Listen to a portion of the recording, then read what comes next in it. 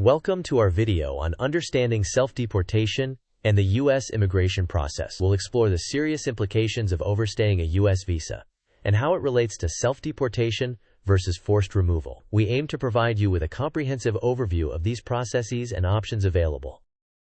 Let's take a quick look at what we'll cover in this video. First, we'll explore the consequences of overstaying a visa. Next, we'll delve into the nuances of self-deportation versus forced removal. Following that, we'll explain the process of forced removal. As we move forward, we'll also discuss the importance of planning for departure and important legal considerations to keep in mind. Overstaying a visa is a serious immigration violation. The consequences of such actions can range from a temporary ban on re-entry to permanent inadmissibility, depending on the circumstances. The length of the overstay significantly influences the severity of the consequences that an individual might face. The choice between self-deportation and forced removal comes down to different procedures and outcomes. In self-deportation, an individual voluntarily leaves the country before legal actions take place, thus avoiding detention but facing social stigma. Forced removal, however, is when the government apprehends and deports someone who is unlawfully present, involving detention and legal procedures. Both typically result in a lengthy ban on re-entry.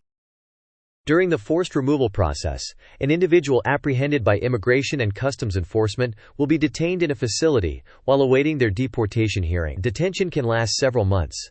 The person does have the right to seek legal representation and appeal the removal order. Despite ongoing appeals, detention may continue. Upon removal, personal belongings are strictly limited, usually to one suitcase of 44 pounds or less.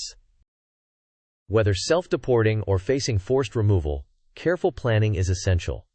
Start by addressing financial matters by closing your bank accounts and selling any property. Next, seek legal advice from an immigration attorney to navigate your rights and options. Finally, make travel arrangements, including booking a flight and having a valid passport in hand. While planning for departure, consider several important factors.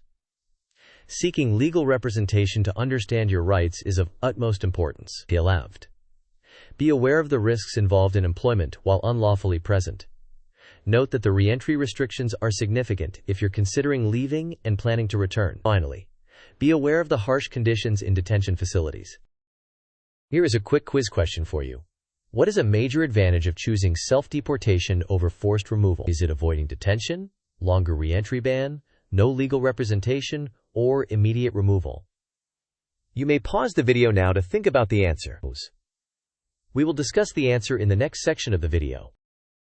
The correct answer is avoids detention. Self-deportation allows individuals to leave the country voluntarily before any legal action takes place, thereby avoiding the complications and conditions of detention.